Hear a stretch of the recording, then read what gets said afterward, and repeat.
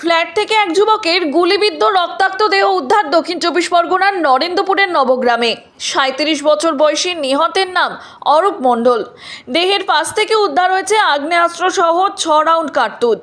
Police সূত্রে খবর, ওই ফ্ল্যাটে একাই থাকতেন অরূপ। রবিবার রাত 1টা নাগাদ বিকট শব্দ পান আবাসিকেরা। পরিবারের দাবি, মধ্যরাতে প্রায় 1টা নাগাদ এক অপরিচিত ব্যক্তির মাধ্যমে অরূপের মামা শঙ্কর নস্কর খবর পান।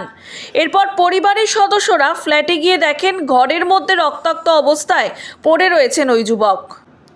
খবর পেয়ে ওই ফ্ল্যাটে আসে নরেন্দ্রপুর থানার পুলিশ। প্রাথমিক তদন্তে নিহতের মাথায় আঘাতের চিহ্ন মিলেছে বলেও জানা গিয়েছে। অরূপের মামা জানিয়েছে, বাঁ হাত দিয়ে কাজ করতেই বেশি সচ্ছল বোধ করত অরূপ, কিন্তু গুলি লেগেছে মাথার ডান দিকে। শুধু তাই নয়, অরূপের বান্ধবী প্রিয়াঙ্কা দাস এবং বন্ধু রাজুর দিকে আঙুল তুলেছেন পরিবারের সদস্যরা। ওই একটা 1:33 মতো আমার মোবাইলে এটা আছে। তা আমাকে বলে, এরকম অরূপের খবর কিছু শুনেছো? বললাম না তো। বলে অরূপ সুসাইড করেছে।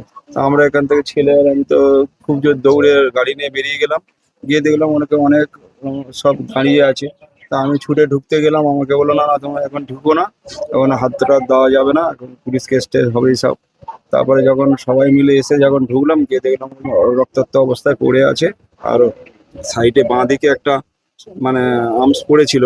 কিন্তু তখন যখন আমি হসপিটালে গেলাম, দেখছি রাইট সাইডে একটা ফুটো আছে। কিন্তু আমার ভাগনা ও হচ্ছে ল্যাটা, ও ডান হাতেও শুধু ভাতটা খেত, আর সব কাজ বাঁ হাতে করতো। কিন্তু ওখানে তখন আমার একটু সন্দেহ হলো। আমি পুলিশকে ওটা বলেছি। মহিলাটার সঙ্গে তো জড়িত ছিল। তো ওর সঙ্গে যে রাজু বলে ছেলেটা যে অ্যারেস্ট হয়েছে, সে বলছে নাকি যে পিঙ্কির জন্যই নাকি ও সুসাইড করেছে, সব বলছিল ওখানে।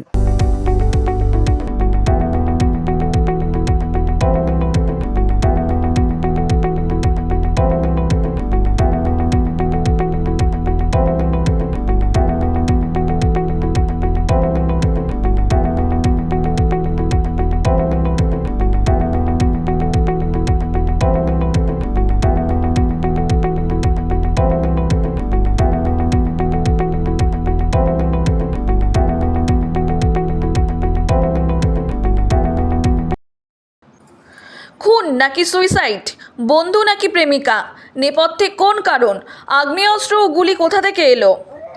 ইতিমধ্যেই এই ঘটনায় অরূপের বান্ধবী প্রিয়াঙ্কা দাস এবং তার বন্ধু রাজুকে গ্রেপ্তার করেছে পুলিশ। আর কেউ এই ঘটনার সঙ্গে যুক্ত কিনা সেটাও তদন্ত করে দেখছে পুলিশ।